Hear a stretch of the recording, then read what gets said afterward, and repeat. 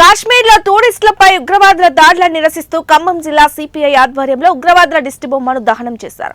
ఖబర్దార్ ఉగ్రవాదులారా, Pakistan down down అంటూ పెద్ద ఎత్తున నినాదాలు చేశారు. ఈ సందర్భంగా సిపిఐ జిల్లా కార్యవర్గ సభ్యులు మహమ్మద్ సలాం మాట్లాడారు. ఉగ్రవాదాన్ని పెంచి పోషిస్తున్న పాకిస్తాన్ కు వెంటనే బుద్ధి చెప్పాలని డిమాండ్ చేశారు. 28 మందిని పొట్టన పెట్టుకున్న దుర్మార్గులను వదిలిపెట్టవద్దని కేంద్ర ప్రభుత్వాన్ని డిమాండ్ చేశారు.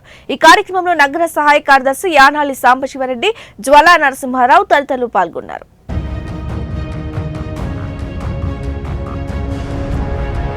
కశ్మీర్ విషయాన్ని మళ్ళీ తెర మీద తీసుకురావాలని చెప్పి పాకిస్తాన్ కుట్రబండి ఏదైతే టూరిస్టులు ఉన్నారో వాళ్ళపై